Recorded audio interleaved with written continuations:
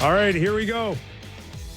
Game day on the Leaf Edition hour of the Real Kyper and Bourne Show. We are live on Sportsnet 360, Sportsnet 590, The Fan in Toronto, and streaming always on Sportsnet Plus. Catch us, if you can, on a download just as well.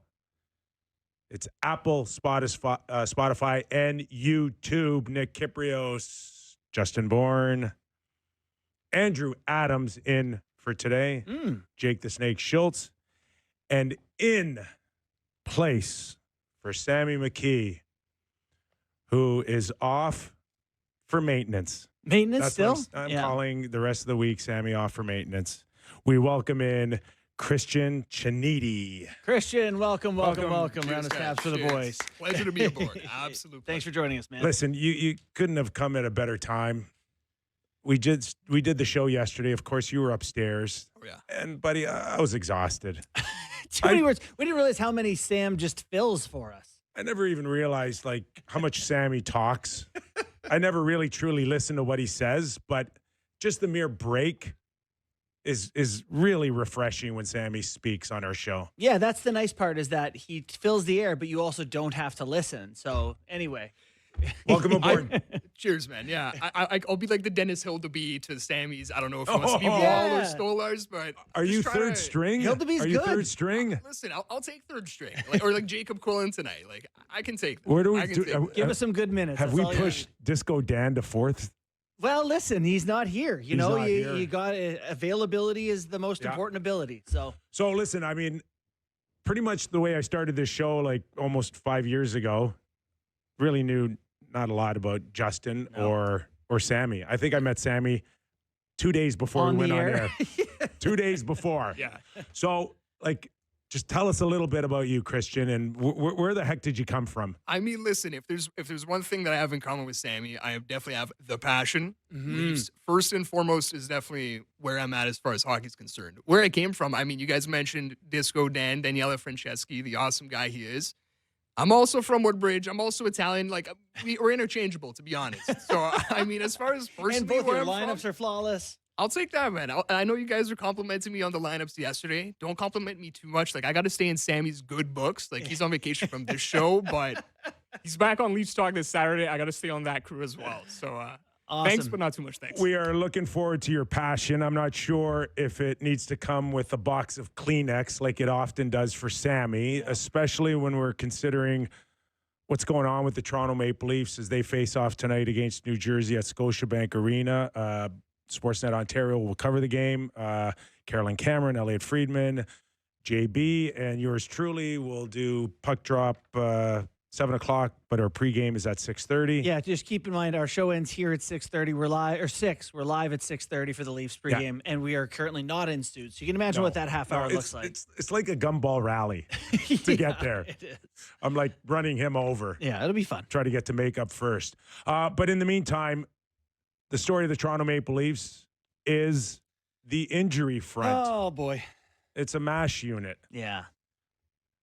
Right now, we have Austin Matthews as a game-time decision, and it's sounding like Chris Tanev sustained a significant injury against Detroit.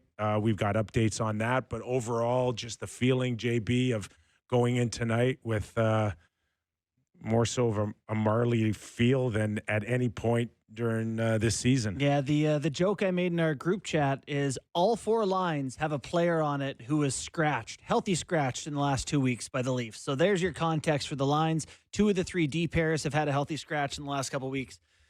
So things are not ideal going into it. I also, looking where the Leafs are at right now, and this is something that we'll talk about more on the broadcast tonight, but between now and the end of January, the Leafs play 17 hockey games. It's December 30th. So in 1 month, they play 17 hockey games. At that point, you're going to be at, what's the exact number? 55 games. And then it's the Olympic break, the trade deadline. You basically have a month to figure out the season. So the problem with the slow start is, yes, I believe this team is better than the record has been. But if you get hurt now, you're in real trouble. So Kip, tonight is as important as any game. Just because you don't have these guys, you can't go, not going to get it tonight. You need it. All right, not much going on at morning skate as far as the Toronto Maple Leafs were concerned, which meant the focus were solely on injury updates. So let's get the first one off of Willie Nylander, who was unavailable against Detroit. We'll go to Craig Berube for clip 1 on Nylander. Nylander's day-to-day still. So, he's doing better, but it's still day-to-day. Matthews would be a game-time decision. And Tanev is lower body, not the same injury. He's getting evaluated today, so we'll have a better timeline tomorrow or later today on him. Joshua's still in Detroit.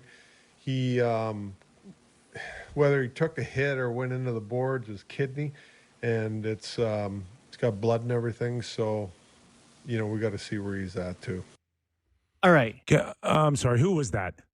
What was that last one from Berube? I didn't even recognize it. Was that still his voice? Did someone jump is that in? An AI clip? The specificity that I used there is something we haven't seen. I don't even know, just this season, last season, and then we have other clips too. Like he goes right back to old Berube. So just in this one moment with Dakota Joshua, I don't know why, he got very specific. That was a real injury update. Like that's like what you would get from an NFL team who's like, look, it's a kidney possibly lacerated. We're looking into it. There's some urine in the blood or blood in the urine. We're concerned about it, so we're looking into the kidney.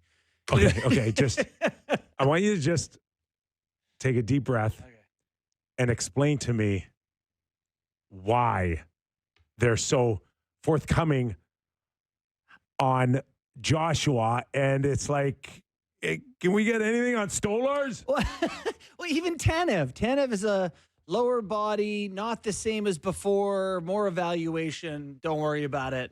Like the clip before that, he's like, it's somewhere in that half.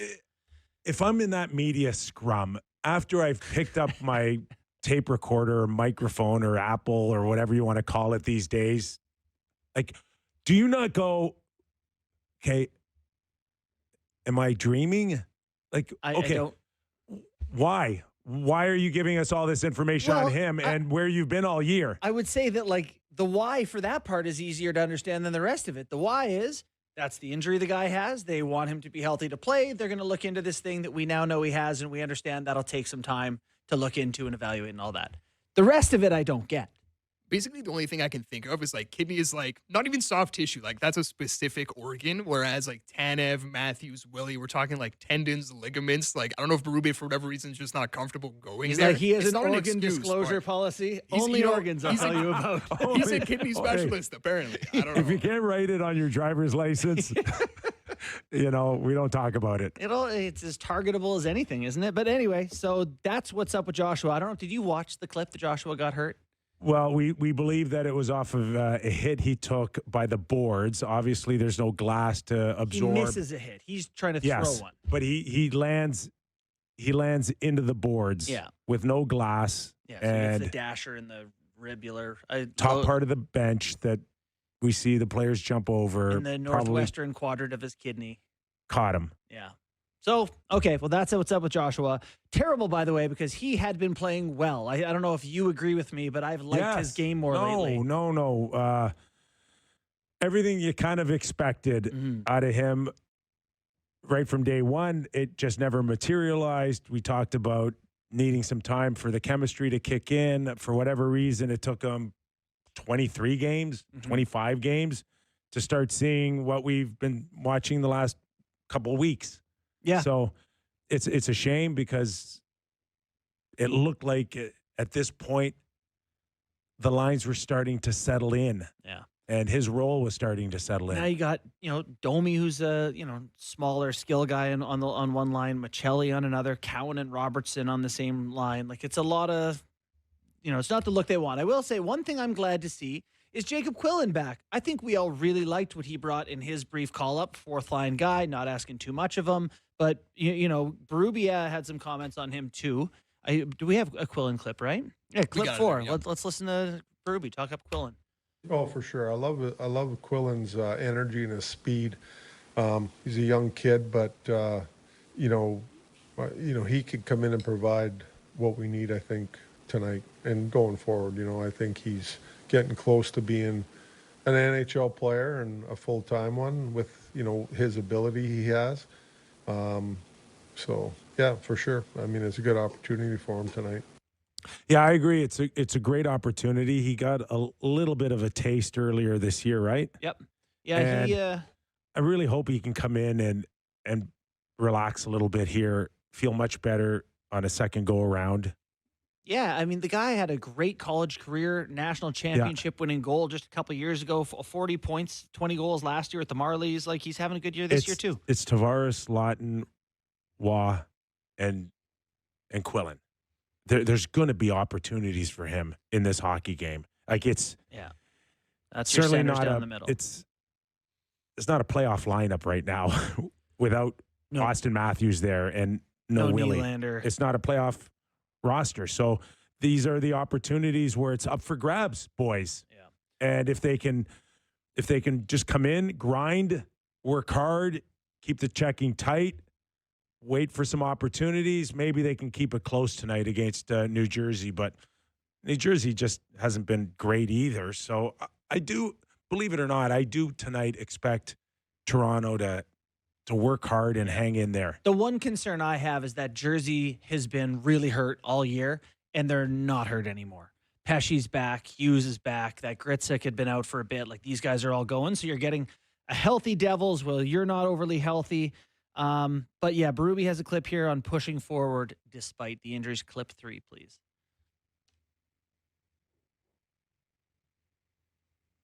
Clip 3, sorry. Berube, clip 3. We talked this morning, and, everybody needs to step up for sure. And, might have a couple different younger guys in there tonight, but the team game is what it's all about for us. And, when you have injuries like this and we don't know if Matthews will play tonight. I mean, we need a real strong team game. That's the bottom line. Like, the team game can take care of these injuries and get you through. Think Matthews plays tonight? I think he does.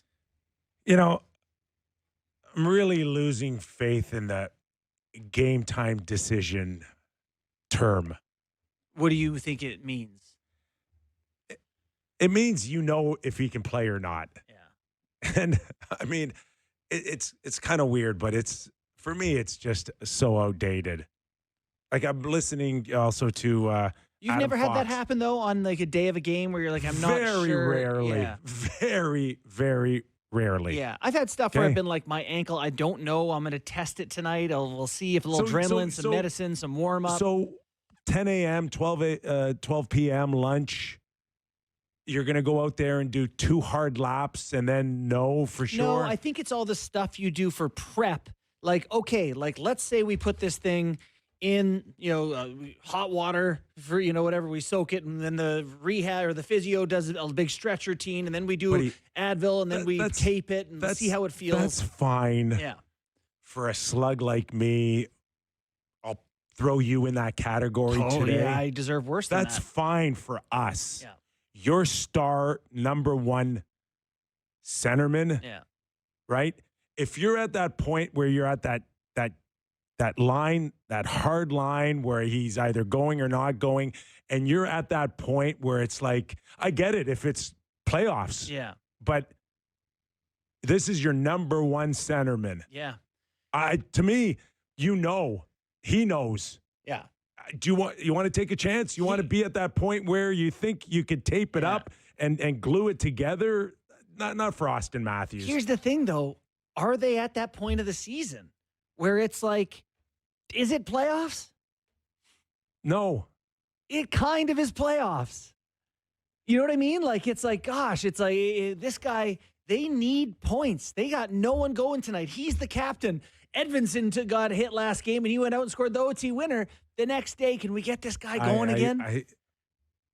I get what you're saying. I just don't get it now with Austin I'd rather just give him at the this day, point. see you Thursday.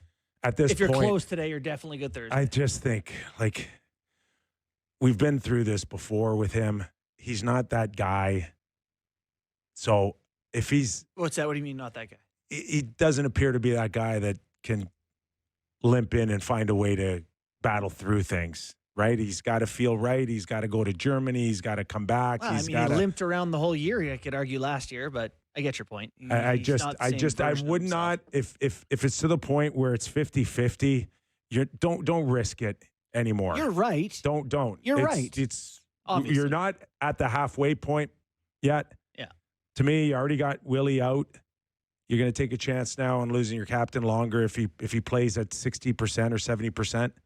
Anyways, I look at the New York Rangers. So Adam Fox has been out for 5 weeks. Mm-hmm.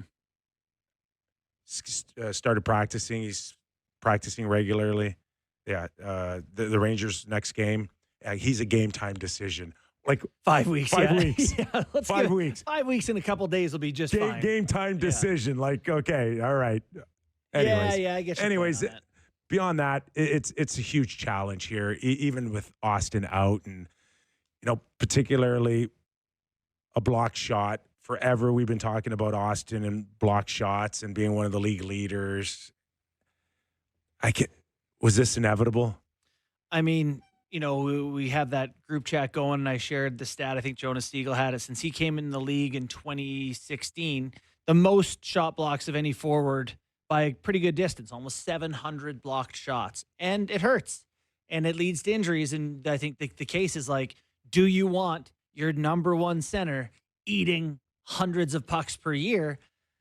It's tough to change your ways, right? Like, he's not going to start letting those pucks through, I don't think. So you can call it inevitable, but I mean, it's a product of doing something that helps the team a lot. I don't know. It's personally, I'd say, like, I don't want Austin to get away from that part of his game. Yeah. Like, I don't feel like some of the chronic injuries that we're talking about in his history, like, are they from the blocking shots? We don't really know one way or another, but I feel like that is something that we should hold. Like, if you're looking at Austin Matthews and you're saying, how can he reinvent his game? That's one part that I think can be consistent. The offense is what we're concerned with, right? I think defensively, the block shots, like, Elias Pettersson is another guy who's like one of those leaders there. And I think if that goes away, I'd have even more concern with Austin Matthews' game. So personally, I'd want him to keep blocking them. Keep even them up. I know a lot of times they debate putting guys like that on the penalty kill or not. Do you want to put them in front of more pucks? Maybe you take them off there. The one thing that leans me more to use the term inevitable is that this team has spent so much time in their own zone. So much. Well, absolutely. Like, that itself is an issue.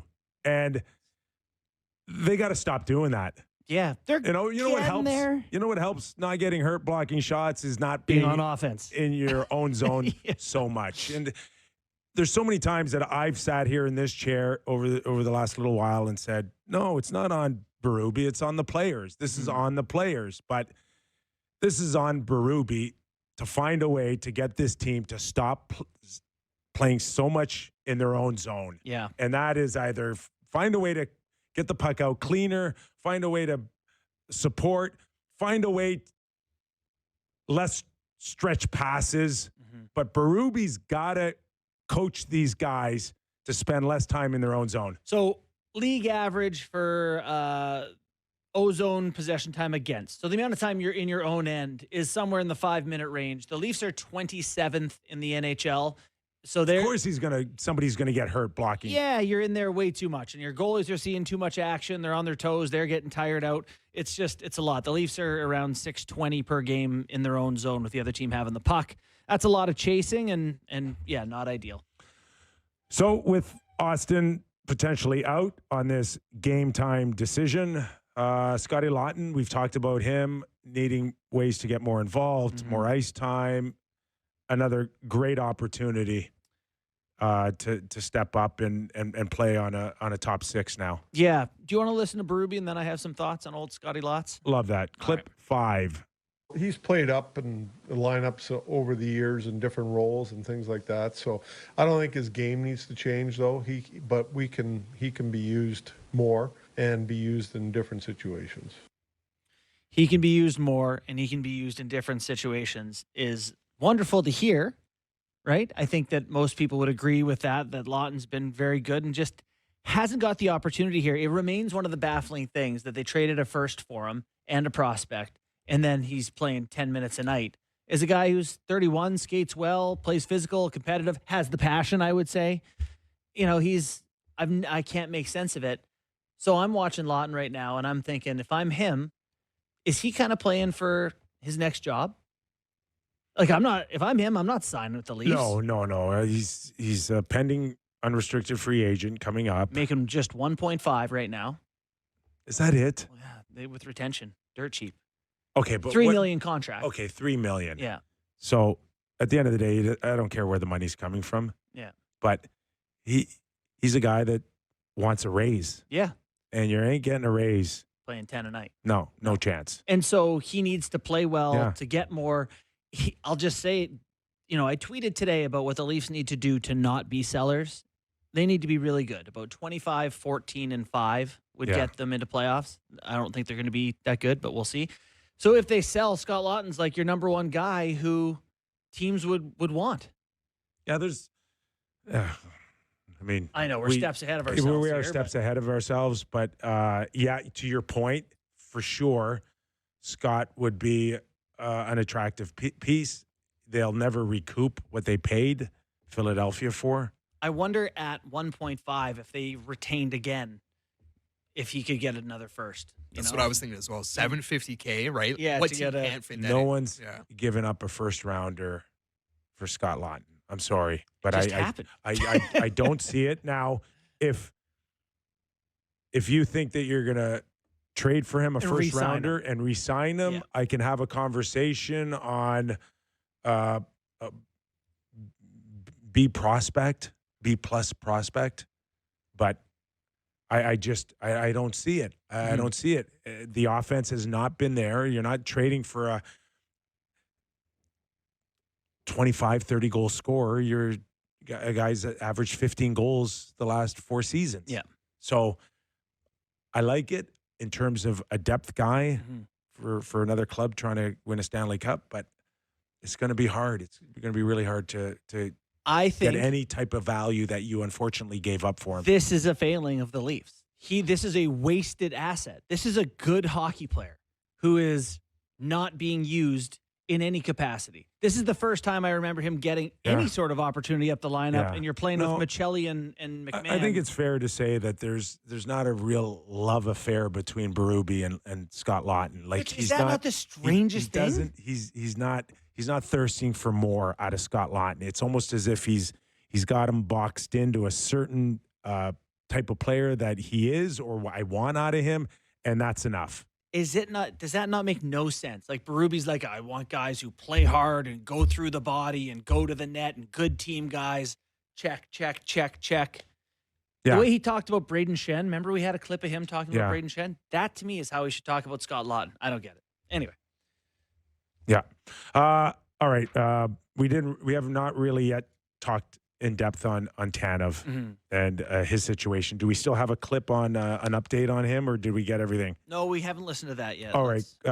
Here's Craig Berube, head coach of the Toronto Maple Leafs, on how concerned he is about Chris Tanev's latest injury. Yeah, for sure. There is, but I want to wait and hear first. I don't want to jump to conclusions and speculate on what it's going to be and how long. Our Elliot Friedman, I think, tweeted there is concern for a longer-term situation here. I think he also tweeted that it does not have anything to do with his last injury that kept him out 7 weeks, almost 8 weeks. So that in itself is good news.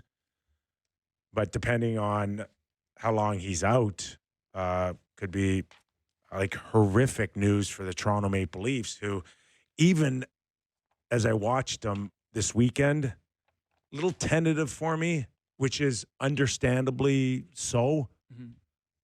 But even Tanev at 75% is making smarter break the puck and better decisions than almost anybody that they have. I've been waiting for this decor because when healthy, I like their decor a lot more. I know early in the year it didn't look great and some guys weren't playing very well, but Carlo back skating, and now you're going to be without Tanev again. This is what I mean with, like, when you mess around in the early season and go, we're better than this, we'll make it up. It's like, you don't know what's going to come down the pike. And if they never get healthy on the back end, you got, Riley's playing with Philippe Myers. Yeah. And then you got a Benoit Stetcher pair. I don't know, man. It's not great. No, it's not. But last year, I really believe he was their most valuable player. Tanev was. Yes. Yeah. I mean, he can be a absolute game influencer. Yeah. And got them out of their end. One of the things that they did well last year, no second chance opportunities. Tanev clears the net so well, like just body position, gets pucks out of their zone. This year it's been okay, but it's not the same strength it was last year. Yeah.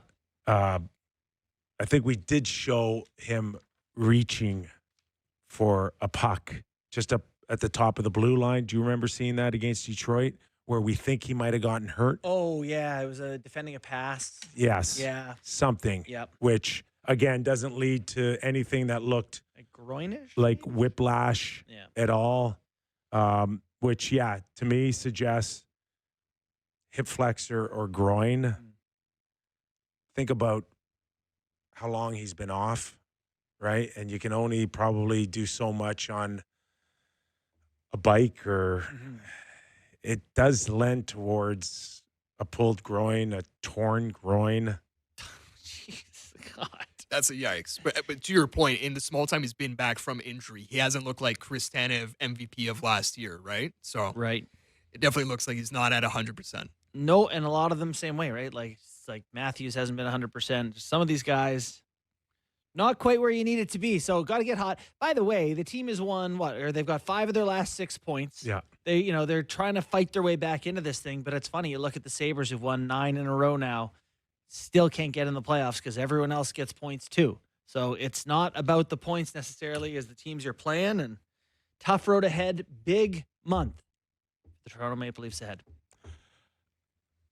And any number of these teams, including Buffalo after their 9-game winning streak, like you cannot afford to lose 3 in a row. No, like someone is going to be winning. You know, the pack is too tight. So it is wild right now watching some of these teams. The 3, I don't know what the stats are on 3-point games, but every time I Last look I up, checked, it was the highest ever.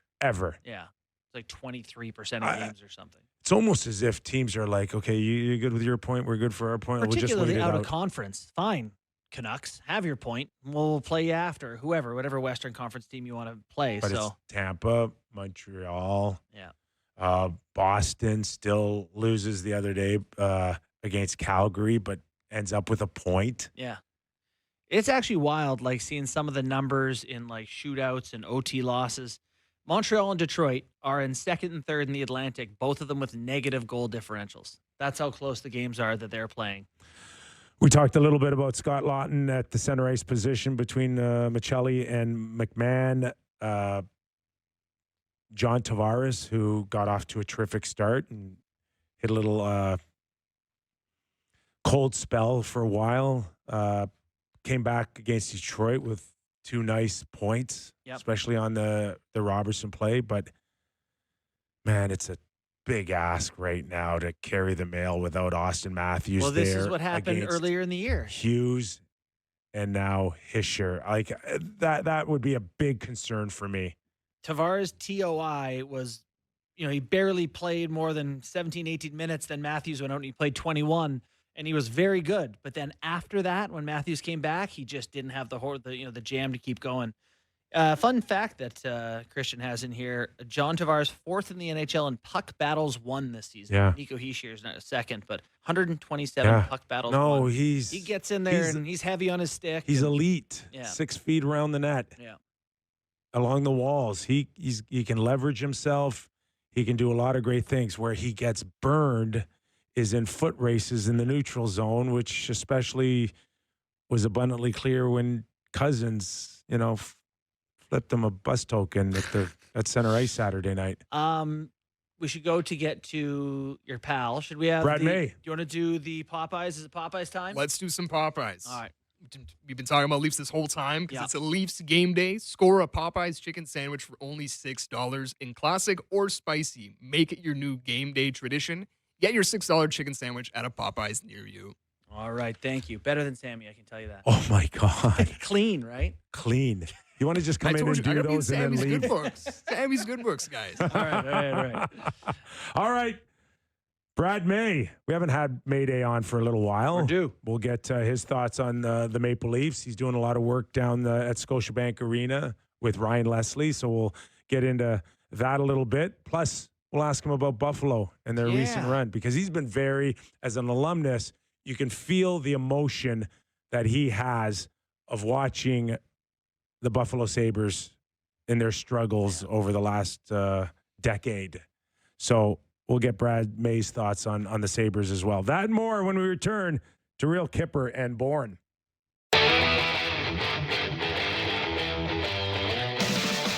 It's the Leaf Hour edition of the Real Kyper and Bourne Show. Nick Kypreos, Justin Bourne, Cristian Ceniti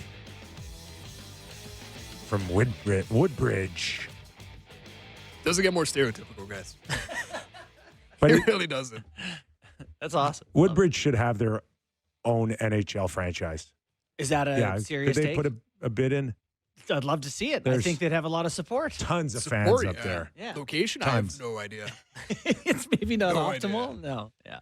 I think you put another one anywhere in the GTA, you'd be okay. In a few minutes, we'll welcome in former National Hockey Leaguer, 2007 Stanley Cup champion Brad May. We haven't had Mayday on for the last little while. He's been doing Leaf stuff. He has. Doing stuff with Ryan Leslie pregame.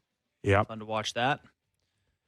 So you guys, your careers ever crossed paths? Were you teammates? Oh my God, he gave it to me one night in You fought? Hartford. Oh yeah, yeah. You punched And your it's just- basilar region? You never realize how big a guy's hands are Yeah. until like it's across your face. Like he's got he's got hands like my feet. Yeah. Is what I'm trying to say. Yeah. But he punched hard. Yeah. Yeah, I just don't envy that you ever had to be in those situations. It's a different universe. You see the Jack-Eye Sabrin one the other night? I did, yeah. Like that Jack-Eye's did. a large animal. The other one that was interesting was the featherweight fight with Garland. The Nuge and Connor Garland. No, it was Garland. Garland and Jared Nuge. McMahon. Jared McCann from Seattle. Oh, that's right. That's McCann. right. Yeah. Nuge had one last night, didn't he? I want to say Nuge just fought a few times. Yeah. Which is, see, to me, if you play in the NHL long enough, there's some days where you get mad. You should have a couple of fights. I'm couple. so with you. Like just a night or two where it's like, oh my God, stop spearing me. I'm having a bad day. But I am screaming for Bobby McMahon to be that guy for the Leafs. And we saw a taste of it against Detroit. You're not that guy, pal. Listen, it would Matthew serve Nyes him. is your guy because it he would did it to serve- White Cloud. It would serve him so well. Sure it would. Right? And it's like, and it's 2025. It's not my era where you're like, buddy, you're on your own and you better learn or you're going to get hurt. If he was in 75, he would be forced to do You it. can fake it pretty good now. I don't In even think you have tight, to fake it. hold on, like make faces. There's 10,000 cameras. Look mean, look tough. Look like if this referee wasn't standing in front of me, you'd be dead meat right now, buddy. Yeah. Like a little of that. Yeah. Guys know, though. But you don't think, like, McMahon went out of his way to go give Talbot a shot. Yeah. It's great. And it was a great reactionary domino effect, which gets everyone's attention. Yeah. Everyone's, including your own bench. Yeah. It puts everybody on high alert. It's a good thing. You don't want to go out there and take stupid penalties and cost your team a power play goal, but sometimes you got to take a chance that your team will kill it for you if you do. I think the more you do it, the more you realize it's hard to get back at a guy. You don't have to fight this league. Marchand has, yes, he's fought a few times, but he made a pretty good living tripping, hooking, spearing, undercutting guys and not, he just kind of runs his mouth at them. You know who's impressed me? Adam Fantilli. Fantilli is built like I was, which is, you think a stiff breeze would blow him away. And after whistles, he's in there with guys. He'll shove them, stick them. I thought Barzell got even with Marchment with a chop that cost him $5,000 in a fine. Big deal. To Barzell. The guy's a new hero, though. Oh God, that's the best money he ever spent, and I'm not joking. On Long Island, you go to a deli, they're talking about him now like he is a hero. and the coach loves you for it. Your teammates love it for you. Yeah. That's where I think the Leafs have kind of been missing a little bit of that. But every time they get a guy who's supposed to be that guy, it's like they don't want to do it in Toronto. Ryan Reeves doesn't want to do it in Toronto as much, or Simmons doesn't, or whoever pest they get. Well, that's because Bunting did it. Bunting did it.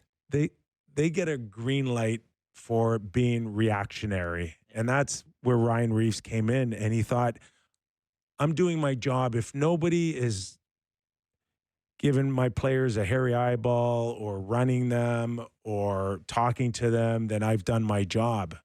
And it's like, no, it's not enough. You actually got to go and get under the other team's skin or make them nervous or make them aware. You just can't be reactionary. You got to initiate. Not just not worry about retaliating, but initiate that. Be the forceful one. We have games and games and games where you highlight Austin Matthews not being that guy. And here you got Steve Lorentz, who's 6'4" and making $1 million on the fourth line, and it hasn't happened once. There's no Steven Lorentz moment that I can recall where it's like, God, he just gave it to him. He just showed him. Yeah. That's how you earn your spot. It hasn't happened. I know. I don't understand why it can't happen. I don't know. And I just wish either that's why he didn't stick either Leaf management or the coaches. And I don't know, Berube, it's not like it doesn't look like he's coaching them into trying to be more aware of scenarios. And Barzal, to me, was the type of guy that, like Matthews, is like, that's not my role. That's not my type. But one incident, and we go back to that outdoor game when he cross-checked Dahlin, Matthews. Yeah. We still talk about it as one of the most emotional physical highlights of his career. Physical highlights, emotional. Wow, good for you, Austin. Good for you. Yeah. And it's like, what has anything happened between then and now that stands out in any type of situation? No. And the biggest problem I've had with Marner, Matthews, Tavares, and Nylander leading the charge this whole time is like, not one of the guys is that type of guy to say, I don't care. I don't fight. I'm not an aggressive guy, but F you. But screw you. Here's a glove in my face. Here's slash a guy, please. Yeah. Just show some emotion. And the best part, if you do that, everyone knew those guys were so valuable that had they taken some liberties on the opposition, I think you'd have engaged the lower half of the team to stick up for you, to be involved, to kind of get the intensity of the game up. Oh, you can guilt guys very easily. It's like Schaefer right now. Schaefer's he's having a great time out there. Does whatever he wants on Long Island because he knows if anyone touches him, everyone's like, mitts off. Yeah. Stick swinging. There's somebody sent me an amazing clip of Pat LaFontaine, who just got into the Islander Hall of Fame. Yeah, my mom went to his thing. It was awesome. What a great man. He was speaking of, I'm going to find the clip on another day, and he was speaking of Bobby Nystrom in the penalty box. It was in Toronto. It may have been one of his first games in Toronto, and he's in the penalty box, and Bobby Nystrom tells him, just when you get out of the box, he says, first of all, don't talk to me. Don't talk to me. Yeah. Don't say a word. Yeah. When you're leaving the box, go straight to the bench. Yeah. And what did he do? He went and answered. Went straight to the guy who hit LaFontaine. Exactly. Yeah. And beat the crap out of him. Yeah. And Pat LaFontaine was Barzal. He was Matthews, highly, highly skilled guy. Not physical, not a fighter, never has been, never is going to be. But he speaks of that like it was like as important to him as anything he did. Anything in his career, that stood out to him about what a team should be and how close they should be and why the Islanders had won. Don't you think that's Florida now? Like every team feels like they've got mercenaries and they're built just to, guys are trying to get as much money as they can. They want to live somewhere warm. They want to do whatever. But, like, teams don't stay together like they used to. But this Panthers team all made that choice to go back and re-sign this year. And they're hurt right now. But you text last night and said, Florida kind of looks like Florida again. I watched a good Washington Capitals hockey club last night in Florida, and they're down a goal. Who else? Brad Marchand scores a power play goal, ties the game up, and they looked like they were in playoff mode. Yeah. Hungry, hitting, forceful. Sam Bennett was really good, and we know that he hasn't had a great start, but they're smart enough to know when to play hard. But like they looked like a team like wanted a third Stanley Cup last night in the third period. Let me ask you this. Why does it seem like you can't trade for the quality you're talking about? Yeah, you can. You can. Yeah, absolutely. You think you can import someone who'd be willing to? But just make sure you got the right guys picking. Yeah. Okay. We're talking about Lawton was maybe supposed to be some of that. We're talking about scouting and general managers, whether we're talking about Stan Bowman or Brad Treliving, like they're at the mercy sometimes of guys that are telling them they're scouts. Mm-hmm. This is what we need. This is what this guy can do. And you're like, okay. Yeah. All right. And they're wrong. Right. They're just wrong. And that's a big issue. Yeah. It's a big issue. Like, look at Tampa Bay.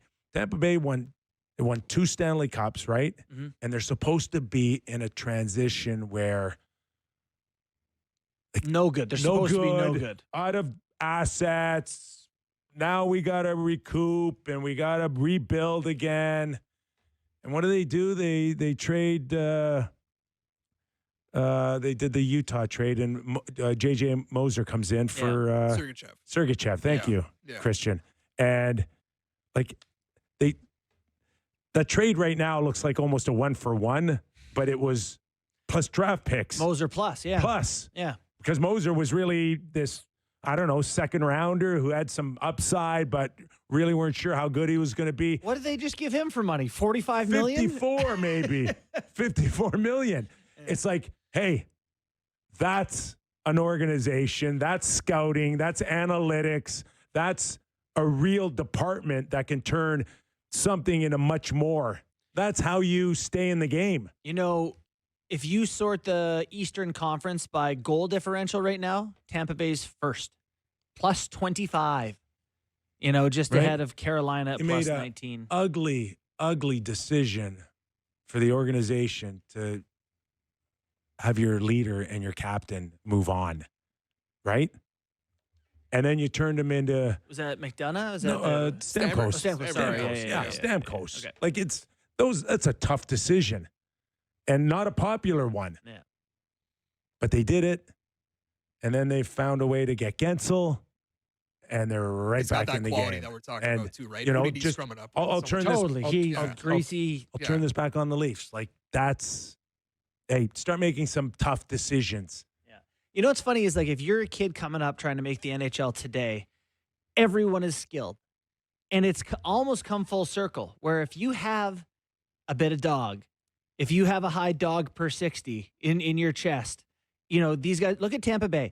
Kucherov is this slick, bad body language, but he's nasty. He's greasy as hell.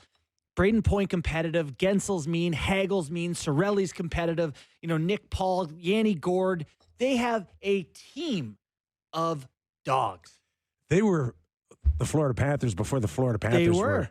And so I'm just saying, this is like the new attribute where it's like everyone has skill now. For a while, if you had skill, you separated. It's like analytics. If you were first to analytics, you separated yourself. Now everyone has it. Skill, everyone has it now. Now it's this competitive edge. Who's got it? And, and I know that you look at the Toronto Maple Leafs and you go, it's not always there. Domi's a guy you can say has it. Nyes can have it, but it's not consistent enough for you. I mean, Lawton, McMahon's trying. You think Nyes can turn himself into this, like, how many guys in the league put fear in other guys? I think he could.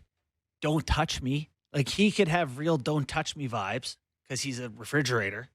But he doesn't have it yet. He wants to be a skill guy, first and foremost. Does he not?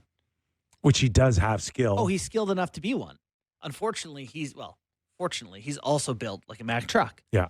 So It's nature versus nurture, right? Like that's kind of what it feels like. I feel like if you took Matthew Nyes, put him on those teams that you guys are saying, Florida and Tampa, in that culture and system, he's that guy we're talking They'd about. pull him into the fight. So is it a agree. Matthew Nyes Right? problem or is it a simultaneously a Leafs problem? But it's almost like, right? okay, but it has to start from some guys on the Leafs to create that culture. Yeah. He could be one of them that creates it and pulls guys in. I Yeah, agree but with that's you. not the way it should work. The way He it should should have stepped work into it. is that you come out of college and you got 3 or 4 that are passing the knowledge and the torch on. That's the way it's supposed to work. The You're not knowledge of supposed the to. torch is It's, go to Sugo. The meatballs are delicious. It's all the yeah. high-end attributes. That's in the way town of it being a really Leaf. should work, is that you got a group of your nucleus that take a guy under his wing and say, okay, this is the way it's going to be. Yeah.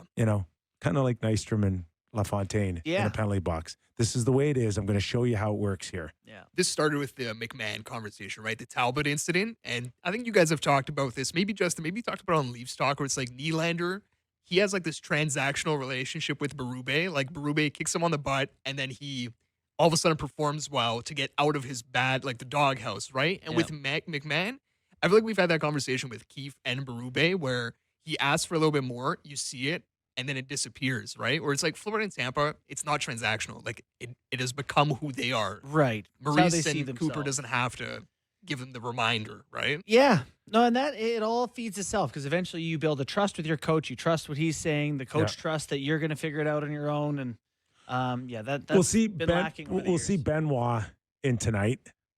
Another guy who I think has the capabilities of being a hard ass to He play got too against. comfortable. And is that it?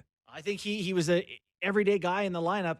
These last 2 scratches, well, I don't remember him being scratched No, I agree. for a long time agree. before that. Maybe there's one. And he's a big, strong guy. He has dropped the mitts on occasion. And on a team that needs that, he needs to be that. Right? That's an element to his game that they've missed this year. Another guy, new father. It's challenging. He'll be with Stetcher tonight. You okay with that? Does that make you nervous? It's not a Stetcher rebuke here. It's just, are you thrilled about Benoit Stetcher? It's fine. As a 5'6", I hope they can just stay even penalties. tonight. Just stay even. I don't know what that means for 12 minutes, I got to tell you, 14 minutes. I'm worried for the Leafs tonight. I am. All these injuries. The Devils are Getting healthy. finally back healthy. I watched them play against the Islanders on the 23rd. Hughes, Gritzuk, Bratt. They can skate. Like, it's just starting to come for them. They're a team that last year was top 10 in odd man rushes. This year, they're like 27th. They're not that bad. They're going to find it. I know Sheldon cares a lot about beating the Toronto Maple Leafs. I got to believe they've put some real effort into tonight. And some real cash on the board. I'm imagining, yes. So, yeah, I think the Leafs They're are in on tough. the outside looking in, man. That's not going to – they should be so much further in their program than Totally. chasing a playoff spot right now. When we do game time in the next block, there's got to be a Devils shots prop. I think you'll see that if you can find that for us. I think the Devils are good for, 37 shots or so tonight. Anyway, we didn't get Brad May, but we did get to talk about Brad May things. Is he on assignment with Ryan Leslie? Maybe. We'll find out. Are they doing like street chats and stuff like that? I don't know, man.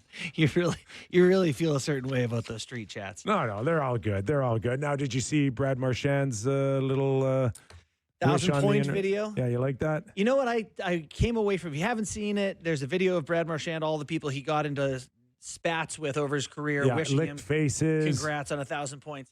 And I came away from the video thinking, wait, has Marchand been the good guy the whole time?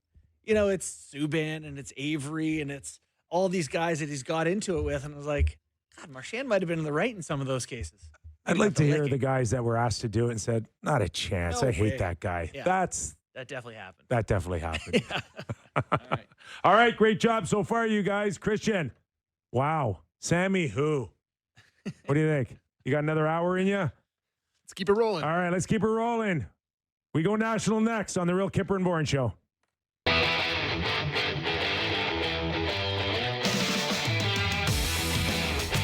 All right, we go live here. It's the national edition of the Real Kyper and Bourne Show. Nick Kypreos, Justin Bourne. In for Sammy McKee, our very own Christian how do I pronounce this now? Ceniti. You got it right for a Ceniti. strike kip. Yeah, yesterday you got it right. I know. I got to give you kudos for that because, yeah, some people have stumbled, man. Yeah, they don't Appreciate go it. the ch, Appreciate it. right? The ch is silent. Ceniti. Ceniti. Bingo. It's not silent at Bingo. all. You say it. Do you realize how needy I am, Ceniti? He's learning, Kip. He's learning. Hey, welcome aboard. You're in for our very own Sammy McKee. We also got Andrew Adams and Jake the Snake Schultz. It's our national edition. We are live on Sportsnet 360.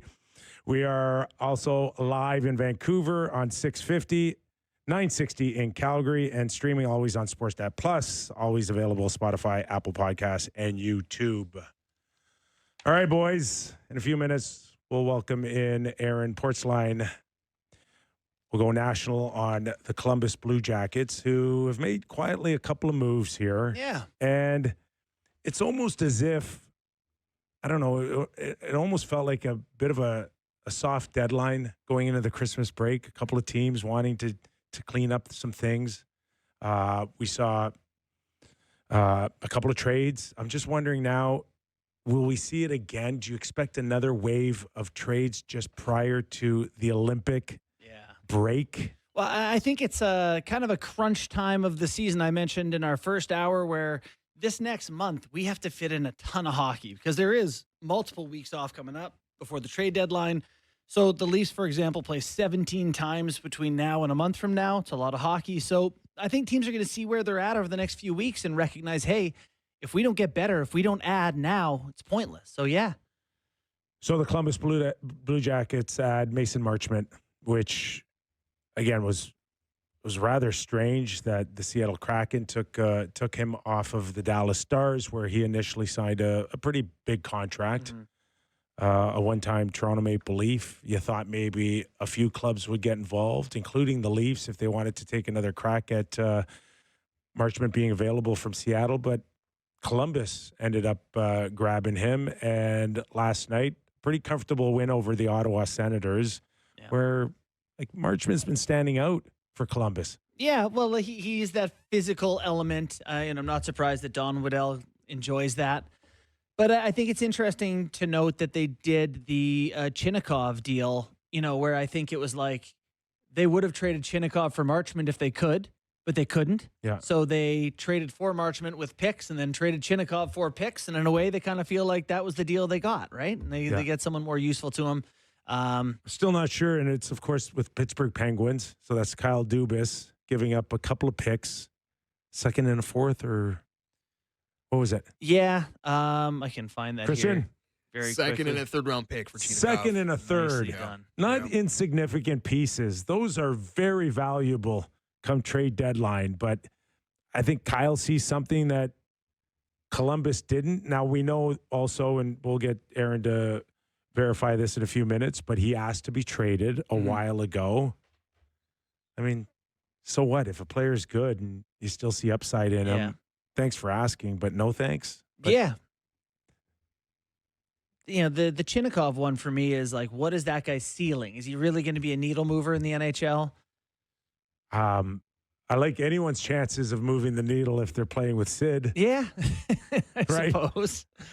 I do. I can don't he mind the catch bet fire? from Pittsburgh where it's like, where they're trying to grab guys who are not 2 years from now prospects, but young guys who are looking to be good, just about to find their stride ideally in the league. So can't say I fault them for going for it.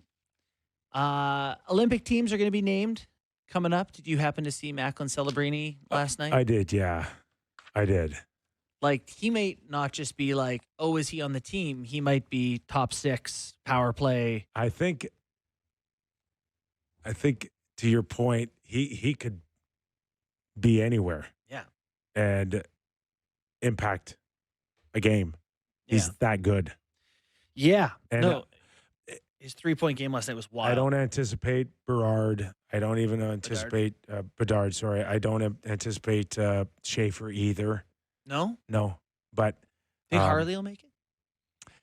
he's questionable for me. Yeah. He's not had a great first half of the season for sure, and Dallas has still got some great success. All right, Aaron Portzline joins us now.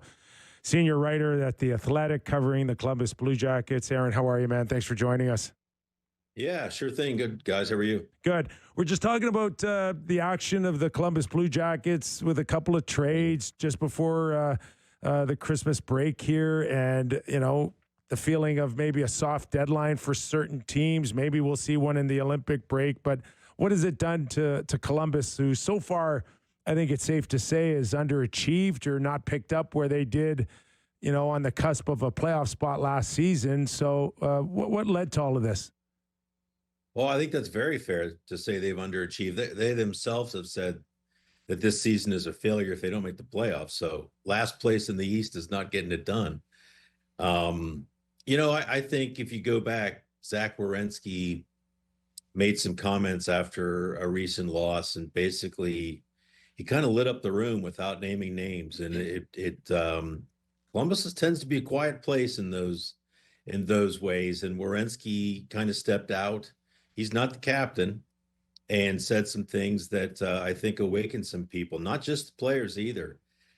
Dean Evison, the coach, switched up his lines in a major way the next game, and GM Don Waddell, who had been trying to make a trade. I think there was a sense of urgency there as well, and it led to the Mason Marchment acquisition, who I don't pretend to know where this is going with Mason Marchment. It's been a really good fit so far. Points in all 4 games. The other thing he's done a couple times already is he's dragged this team into the fight. And I think they're built in a way now they've got bigger under Waddell. They stand up for themselves, they respond, but they don't initiate a lot. Mm-hmm. And I feel like you've started to see that in a lot more of their play. I don't want to put that just on Marchment, but I do think their play, they won 3 in a row now. All in regulation. It feels like they're starting to dictate or try to a little bit rather than just respond. He dragged Barzal into a fight. I know that. Yeah. So, well, sort of. He dragged him into a hell of a slash anyway. Yes. Yeah, that was it was high drama there. So is it as simple as saying that they couldn't get for Chinnikov a player they liked, so they did picks for Marchment, then picks back for Chinnikov, so it kind of becomes a Chinnikov for Marchment type thing? I think once they did Marchment, I don't think they did Marchment with the idea of then being able to flip Chinnikov easier for picks. I think they did Marchment because they felt they needed that. They wanted that player. And then once they did that they have a lot of forwards up front. I'm not saying they're good enough up front, but they've got enough bodies for sure. Then it changed the trade dynamic. I also think it had gone on long enough here. Well, like, you know, what are you going to do with this player? You don't want to just give them away. You don't want to just take whatever is the best offer in front of you if you don't think it's worth the value. But they needed to do something to change the dynamic. I don't like him being traded in the division because I think that's a player he's got a lot of skill that if it ever gets unbottled and can be used consistently, I think he could be a really effective top 6 winger, especially in Pittsburgh. But I think that changed the dynamic because they felt like if they'd moved Chinnikov and then had an injury, they would be exposed with not having enough top 6 talent. And again, I don't know what Marchment is or where this is going, but they feel like he's a guy they can plug in different places in their top 9. Right now, he's on the top line itself with Fantilli and Marchenko and playing pretty well. Do you like the chances of Pittsburgh and Kyle Dubas looking good on this ultimately if he catches fire with a guy like Sid Crosby? 100%. Yeah. Wow. I mean, I've been thinking about this the last couple, last 24 hours or so. The Line A trade, when they moved, there were a lot of people that were thinking, boy, this is really going to come back and bite them. I did not have any sense of that one. I think Line A is we know who Patrick Line A is. It's been at every stop of his career that this sort of progression has happened. Mm-hmm. Chinnikov, I don't know about. Like there have been times, 2 spans, more than a month, where I think you could argue effectively that he has been the Blue Jackets' best forward. It was early last season, if you remember the Gaudreau tragedy, followed by the Boone Jenner injury early in camp. Chinnikov lands on the top line. He was their best player for the first month, maybe 5 weeks of the season. It's in there. He's got a burst of speed that is elite. He's got a wrist shot, absolutely, that is elite. But he has been plagued by injuries. He thinks he's got the back fixed now. I think he's a guy that there's so much potential there. I completely understand this from Pittsburgh's perspective. Yes. So give us a sense then of what Columbus should be. You know, like right now you mentioned they're kind of where the Leafs are, but this is a team that awfully close to a playoff spot last year. You know, you think they're better than their record so far? Well, they've given away a lot of games. Yeah. I mean, you know, they are that. That's what they've earned, all of that. Yeah. But there have been so many games, I think 7 or 8, where they've had the lead in the third period and lost. And it became, throughout much of the month of November and December, it became a real mental block. They went 17 games in a row, giving up at least 1 goal in the third period. They went, I think, in 16 of those games, they had been outscored in the third period. Like it was a huge mental hurdle. Again, what's changed here the last 3 games is they've been the better team in that third period. They have not allowed a goal in 3 straight games now in the third period. Last night they pulled away. The game before that against the Islanders, they pulled away. So these are good signs. Listen, the record is about the same as it was last year at this time. The difference is there was 1 team between them and 8th last year. Now there's the entire rest of the Eastern Conference ahead of them. So the odds are stacked further against them. But just these 3 wins pulls them back into a range where you say, okay, those teams are now catchable. It was starting to get a little gappy there with the regulation losses that you started to worry about where this thing was going to go. You're watching and listening to Aaron Portzline, who covers the Columbus Blue Jackets for The Athletic, senior writer. 4-win last night against Ottawa. Should this hockey club travel day of for the rest of the season? Obviously, weather playing a part of it, but they look pretty comfortable. You mentioned Mason Marchment with Fantilli and Marchenko here, but you know, not a bad look against a pretty desperate Ottawa Senators team. That was the game right there that I think you point to and say, okay, the room is okay, right? The room is okay, because I think what they did, and I think it's wise, and it's kind of an easy emotional attachment where there's a million excuses you could use. And I think they all were, they didn't get to the rink until like almost 5 o'clock. Like, you know what that trip is like from the airport out to Canada. Mm-hmm. Oh God. Like if it's backed up, you got issues. And they got there at 5. They pushed face off to 7:30. So there were, like, Sean Monahan couldn't play. He's injured. No one will say what it is, but he requires so much work to be able to play a game right now that it just wasn't possible last night in Ottawa. But that team, they looked like the team from last season, where I think emotionally, because of the tragedy just before training camp, I think you had a team last season where every player had 2 hands on the rope at all times. And I feel like last night they played like that again, obviously for a different reason, but it had that feeling about it where it became the motivation, not the excuse. Porty, correct me if I'm wrong here, but looking at the standings, it feels like all of the very good and very bad teams are in the West. Like, you know, St. Louis, Vancouver, Seattle, Calgary, San Jose, some of these teams, not great, all in the West. The best teams probably Edmonton, Colorado, Dallas, Minnesota. I'm asking because I'm looking at Columbus and the Metro. The Devils are the team ahead of them. The Devils are also probably better than they've been. Like, there's not really a bad team in the Metro anywhere. Right. And I think I may have been on this show. I never believed, I'm not saying Pittsburgh's a playoff team. I never believed that they were a number 1 overall pick team either, a lottery team. Not with those guys on the team. Like, it is a tough conference. I remember when the Blue Jackets were in the West, it's almost hard to remember now, lamenting the fact that, oh God, the East is just absolute, other than the top 5 teams, is a joke. And the West was just completely loaded. And now it feels like it's turned the other way, the other direction. Yeah. It's going to be fascinating to see this race play out the rest of the way. And, again, the Blue Jackets lost 6 of 7 in regulation, and you start to see a gap get there. Now, these last 3 wins have sort of gotten them back, I think, within sniffing distance.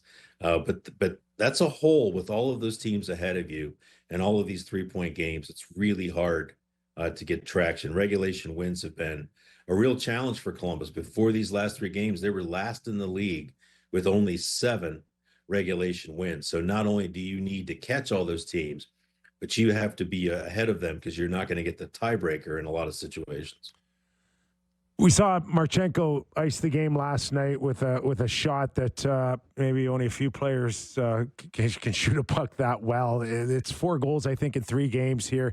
If this guy catches any type of fire in the back half of the season, Columbus could make some noise. I think he's a 40-goal guy, and that's not a crazy statement. He had 30 last year, 31. He was really ripping early this year, and I think I don't want to. He's an upper body injury. I'm not sure if it's a back or not, but he really struggled for a while. I think the Christmas break was really good for Marchenko. They have really changed him around as a player. He's changed himself around as a player, I should say. Much more competitive for pucks. When he first got to the NHL, he could always shoot, but he would be the guy on the dot with the beaver tail up looking for the puck. And now he is battling for the puck and getting the puck back himself. He and Fantilli really have a sort of an offensive sense together. That rush that they scored off last night, excuse me, the 4-1 goal. Yeah. Listen, the Blue Jackets have not scored goals like that historically. I mean, even during the Rick Nash era, it was everybody clear out and let 61 do the work. To have the talent, Marchment with a nice pass on that play. But they're able to score those goals now, and Marchenko is a big part of that finisher.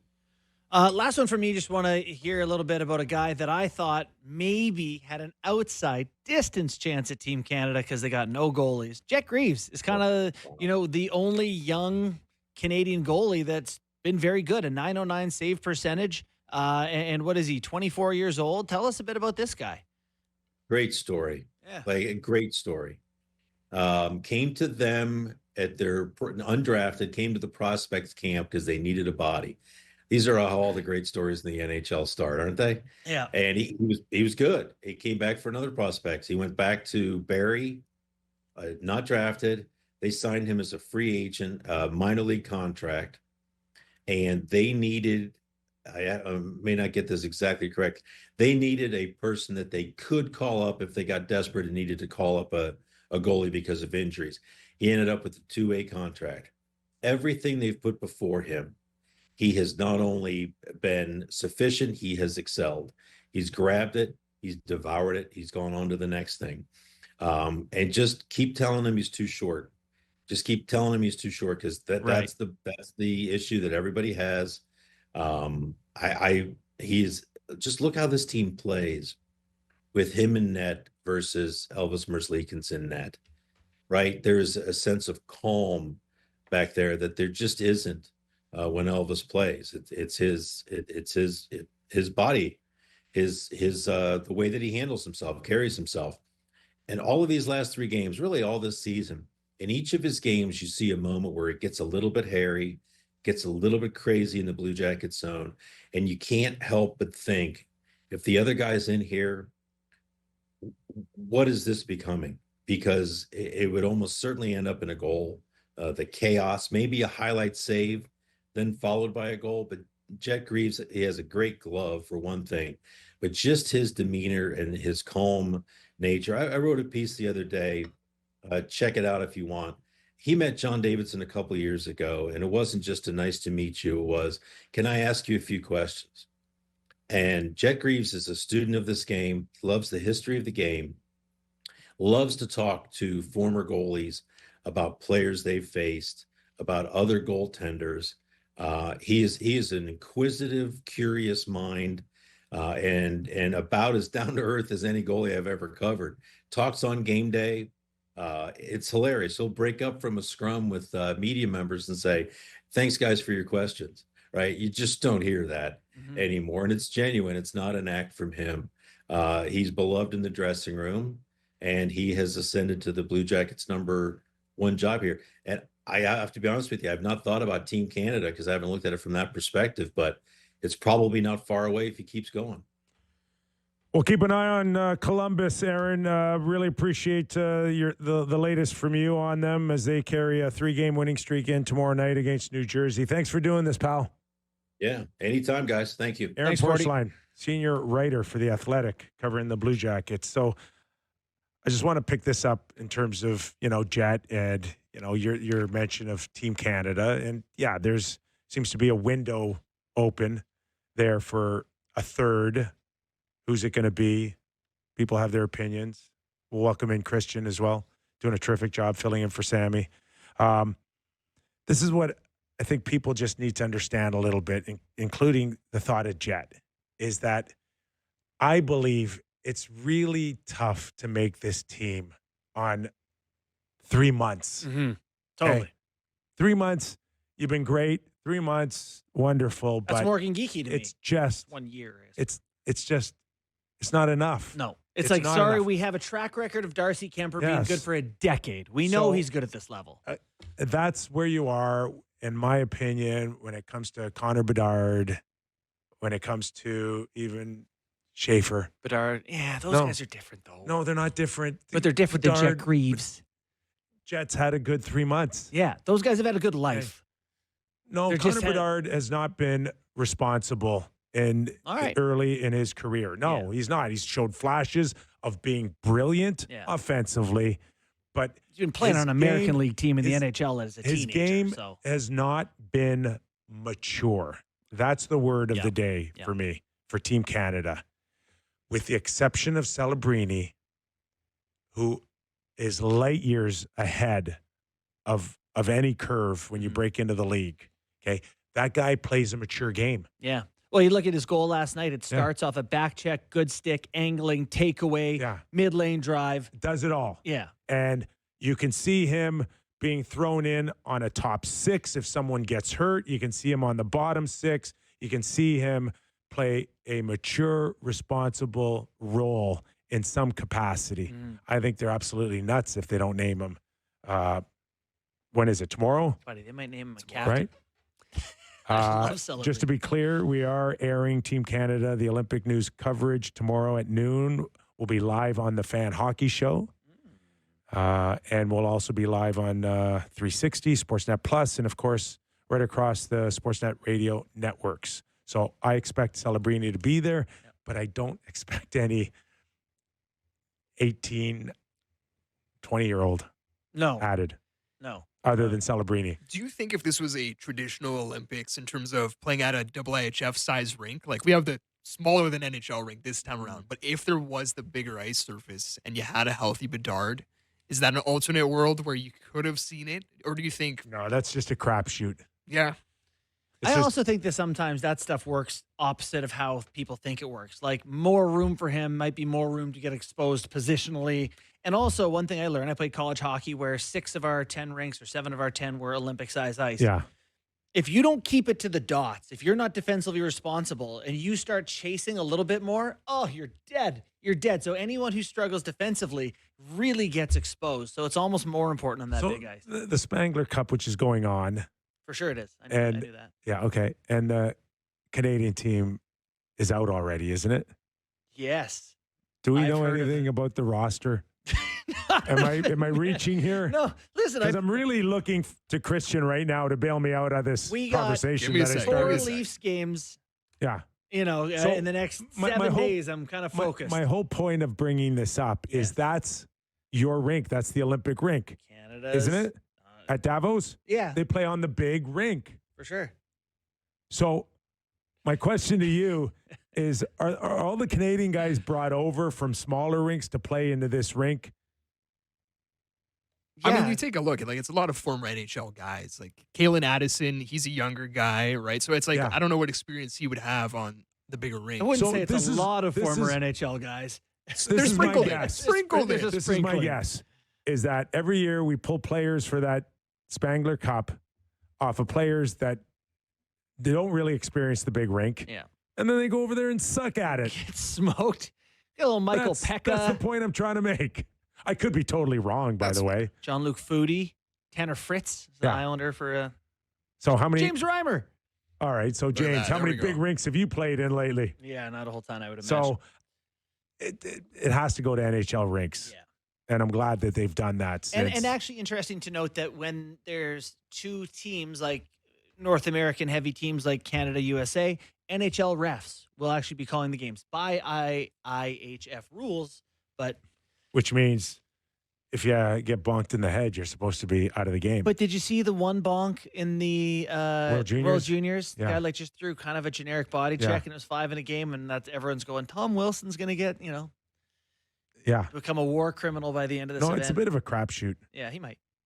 but It's just really hard to not hit someone's head when you hit their body. My feeling is if it's predominantly NHL players from both sides, they're going to go to the WHF. Hey, hey, we're going to have a hockey game here cool tonight, it all right? with your little ticky-tack rules, okay? Fire me if you want after this tournament. I don't really give a crap. Yeah, if you guys don't mind, the adults are going to go play a hockey game, face the other way here for a night. And that's the way it should be.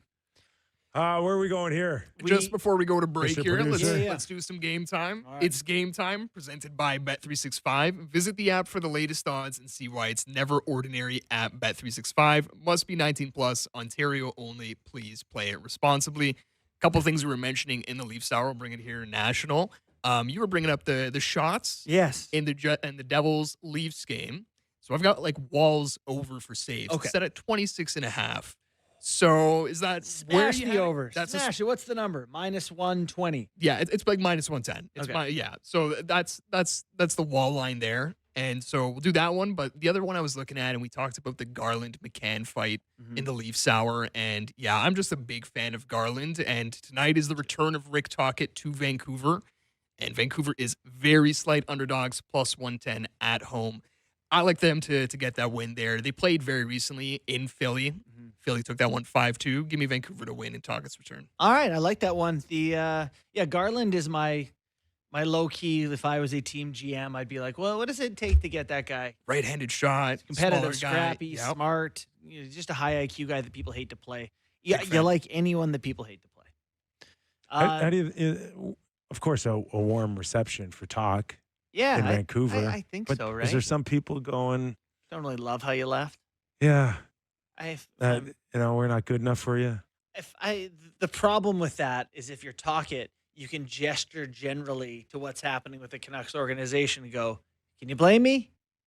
Do you blame me? Have a look around. Yeah. So Yeah. I think he's excused. He's got no blame. And yeah, just clarify there, the line for wall saves, 26.5 minus 105. But you're smashing that. Literally, that's the most I would bet a bet we've had on Game Time this year. Fair enough. Over for Wall, 26.5 saves. I didn't get to ask you about DeBrusk's healthy scratch. Yes. And he had some good words in terms of the disappointment for sure, but He also he said it's embarrassing. stressed the embarrassment part. Yeah. There's a sense of humiliation. Pay me And then, $5.5 million until 2031. That's the way it's supposed to work, Yes. right? Yeah, it's like I don't want that to happen ever again. Isn't that's the motivation that comes with the healthy scratch? Yeah. So you are cool with the scratching. Come on, you pick a number of teams that are scraping the bottom of the barrel. Yes, of course.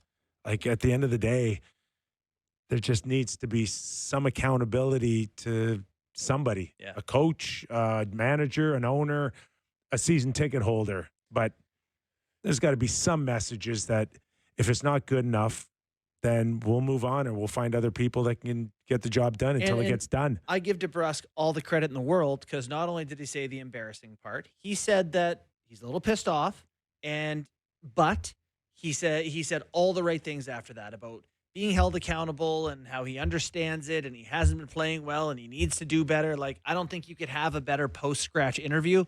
Likeable kid, good player. I don't think you'll see that happen again to him.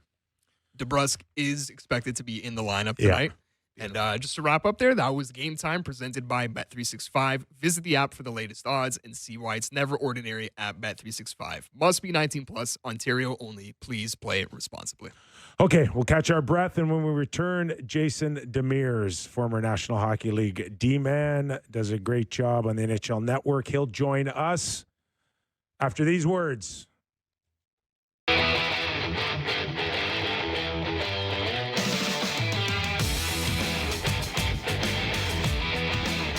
Welcome back to the program. Nick Kypreos, Justin Bourne, Cristian Ceniti. In for Sammy McKee, who's on, who's taking maintenance. Maintenance day? Yeah, I think that's We're what okay we with would that? call it. Mandatory a leave of absence? He's day to day. I think We told him to go and get some rest. It's a big half a season coming up, and you need rest. Liver primed. I don't know what his organ issue is, but Hopefully it's a lot better. yeah, he should And, be better by. I think he's here Fridays. Dakota Joshua, who unfortunately, all kidding aside, with a kidney injury Sunday night. It's funny because the Leafs are very non-specific with their injuries, so to specify the organ is fascinating. I hope he's okay.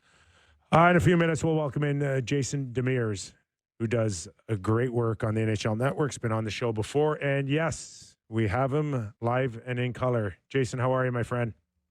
How we doing, boys? Happy holidays and almost a happy new year to you. Yeah, we're almost there, which means that we're almost there on Team Canada. We'll get into the NHL stuff, but your thoughts on the announcements coming as early as tomorrow. Not to go through one by one here, but, in terms of just the names that we didn't see at the Four Nations that you think will show up, let's start there for Team Canada. Yeah, there's two names that have kind of been on my mind the whole year so far, and it's number one's Tom Wilson. I think he's earned the right to be on this team. And I think people having fears of him potentially crossing the line with penalties. And I just think he's earned a spot on this team, and he can play top six role. He can play bottom six. He's a great PKer, can play power play net front. So I just think there's a lot of options, and I like having these role players like himself to be at these kind of tournaments. I just think he's going to strike fear, but he also can score. So he's number one for me. And then the other one that obviously everybody's talking about is Macklin Celebrini. I just think it's a no-brainer that he should be on this team. And I think he's going to be playing top 6 minutes for sure. He is proving to be a generational talent. And I've been kind of fighting to use that word, but it's just amazing what he's done this season. And I think putting him with either a McKinnon or a McDavid or Crosby, we're just going to see fireworks for this Team Canada team. So he's got 60 points, and the second highest point getter on the Sharks has 29. Goal last night, back check, mid-lane drive, takeaway, the whole offhand one-timer, the whole kit and caboodle there. Like you can build a whole a Sharks team around him just the way that some other teams can. I know you say generational. Like, are we talking Crosby level? Like we're into that sort of tier? I know that's almost as good as it gets here, but you see that potential, eh? I did. I kind of after last year, watching him and calling the games, I was like, you know what? He's a mini Sid. I can see him kind of at his best, getting close, but not being, but what he's done and the gap and the disparity between him and the second, Will Smith on the team who's been injured, but what he's done to elevate this team. And I think that goal that you just talked about highlights exactly what he does. He gets on the forecheck. He's hard on sticks, is able to see the play as it's developing. And then to get that one-timer off the way he did is just not many guys can do that in the NHL. And then even his play to William Eklund, that pass was just incredible off the forecheck, gets behind the net and has eyes in the back of his head to make that pass. So what we're seeing, the evolution and how quickly he's doing it is, and how dominant he's being against guys 5-10 years older than him is very impressive. And I just can't wait to see him at the Olympics and see him with the Crosbys and with the McDavids and playing with these guys that can keep up with him and think as quickly as he does. And I just think it's gonna be just fascinating, incredible to watch. The one thing that absolutely stands out for me in all this magic on the ice with Celebrini was the fact that he defended Will Smith when he got smashed into the boards. and a real natural reaction for a guy that young to go defend a teammate. And, Jason, it's kind of been far and few for me in a league with 32 teams to see that type of thing. We also saw Barzal do it for a young superstar in Schaefer as well with a baseball bat swing, albeit. But are we starting to see more of this? You think it's coming in terms of the young kids once again picking up the vibe of if we want to win together as a team, we got to stick together as a team?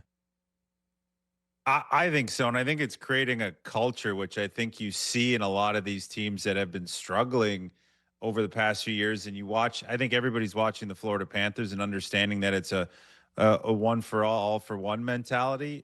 And I think you're starting to see these guys adopt it. But, Macklin coming into the league last year, watching him kind of command the room and want the room and want that responsibility that early is really something that it's rare to see. And I think he pushes people to be better. But also you look at Matthew Barzal, he seems like he's been on a mission this year. And it's fun to see these guys that are, we think of them as just point producing, high-end offensive talents. But I think that goes a long way and almost goes further than when you see the guys that are kind of more in that role of being the guy, the defender and the enforcer. When you see your top guy and your best player go out there and defend his teammates and not even worry about getting a suspension or taking a bad penalty, but just doing it because he sees something that wasn't right and wants to protect and stand behind his teammates. I think it goes such a long way. So, that was a great, I agreed with that wholeheartedly by Matthew Barzal.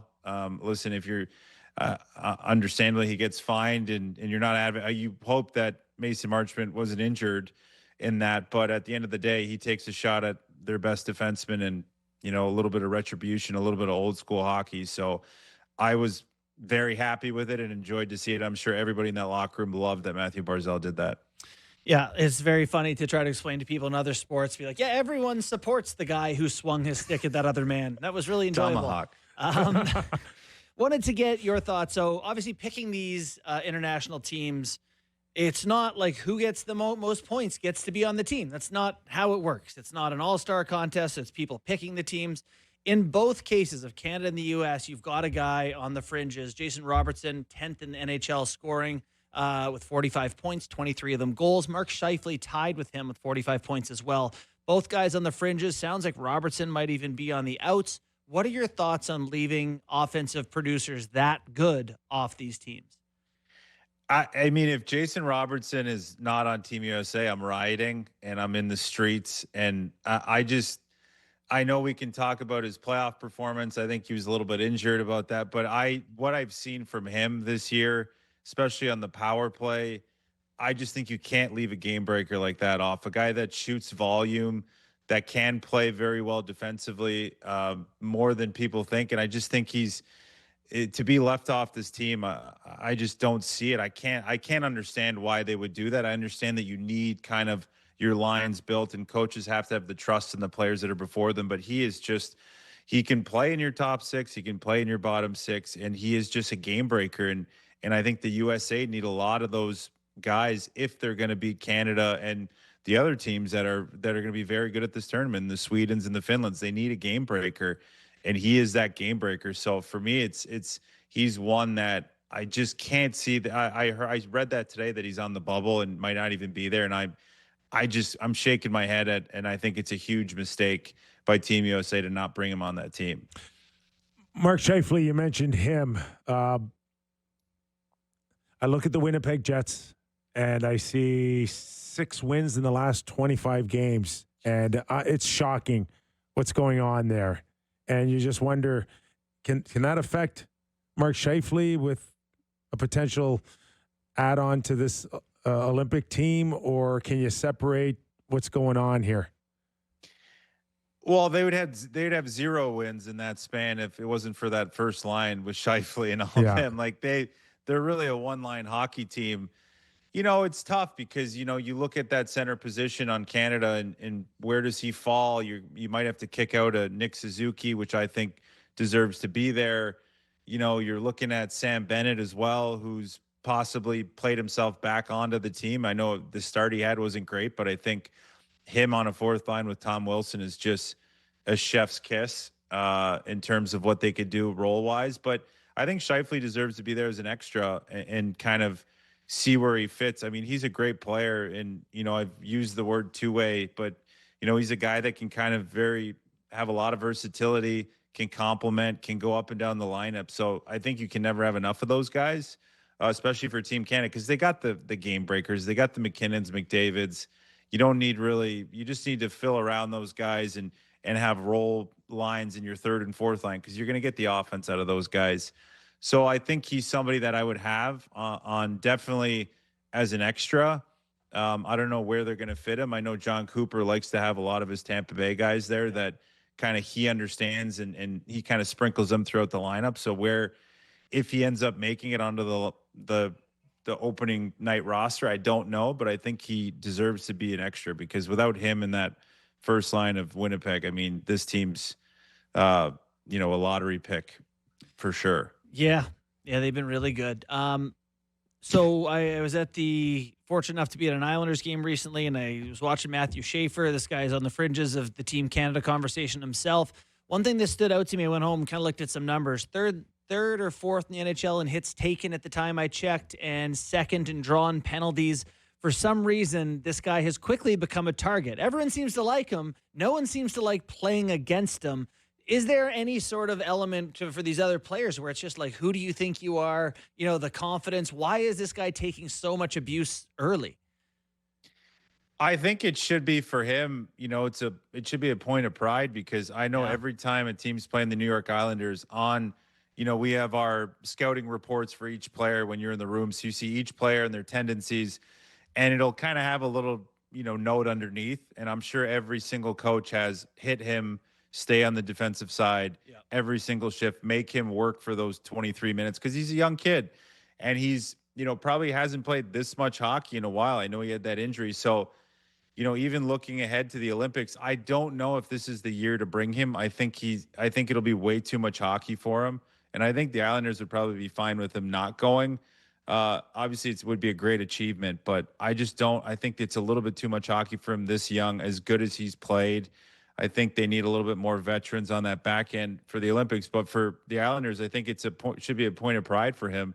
Teams are queuing in on him. He's such a good player, so elusive. So they're like, we got to slow him down and find a way. So we have to hit him every single shift. And that sucks for him if you're Matthew Schaefer. But I think, it just goes to show you how teams are scheming against him and making sure they're slowing him down, because he's such a foundational piece to that decor in that team. Jason, switching gears to the National Hockey League, Buffalo's turned themselves into a story, and all it took was a firing, I guess. Like, weird. What do you make out of their 9 games? And Justin's been talking about to make moves, you got to go on a run, and here's nine wins in a row, and yet it's still not safe in terms of another bad week, and they're sitting at the bottom here. But what do you make out of Buffalo so far?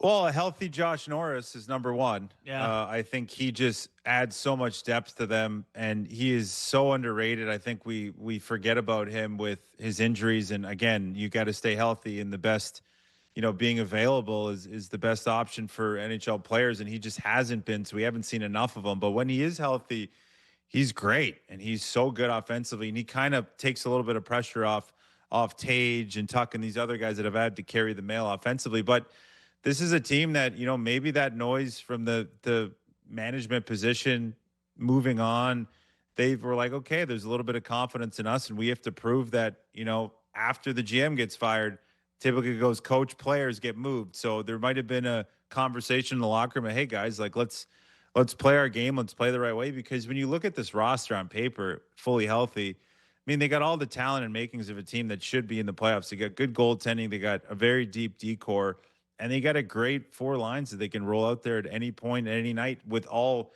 defined roles. So, and you got game breakers. So to me, I'm like, that's why it's so frustrating, because I think we all look at this every year and we're like, how the hell are these guys not in the playoffs? Yeah. what is wrong mentally. Something needs to click in. They need to get this dog on a bone mentality and the Florida Panthers style of all defending each other and fighting and getting upset and angry that you're getting laughed at by the whole league and all the media. So I feel like they've finally kind of taken it upon themselves and are starting to kind of mature a little bit. Now, I think we're all holding our breath to see when the other shoe drops and if they actually can hang on to this. They're going to lose a game eventually, but once they lose that game, not going on a 3-4 game skid like they've done in years past. But I think something's different, and if Norris can stay healthy, I kind of said it 3-4 weeks ago, if Norris stays healthy, this team makes the playoffs, and I just think he's such a big piece to this team, and there's a reason they went out and got him. They're just hoping he can stay healthy and, wrap him in bubble wrap when he leaves the rink and make sure he's getting his 8 hours every night and drinking tons of milk. Jason, before we let you go, I think my most important question of the interview is are you okay? Are you somewhere where you need to be rescued from? Are you in a cave? Are you at the bottom of a well? What is it? Where are you? You need a candle. Light a candle. They say when you're in a ditch, light a candle, keep you warm. Yeah, my wife before said, you look like a floating head right now. Yeah. She goes, keep it mysterious. No, I just have a backdrop. I'm in my place, my apartment, and our kind of little podcast studio is getting stuff done to it. I don't know what. So I didn't know what light to put on. Yeah, you're good. No, you're good. Yeah. I went more warm. I go a little bit lighter for everybody, Oh, some good options, freak it out buddy. a little. I'll have a little rave over there. Awesome I'm new to stuff. this still, yeah. Awesome. Well, listen, regardless of what background you have, great job on our show today, pal. Thanks for doing this. I appreciate you guys, and Happy New Year. Yeah, You too, as man. well. Thanks a Jason lot. Demers, NHL Network. Yeah.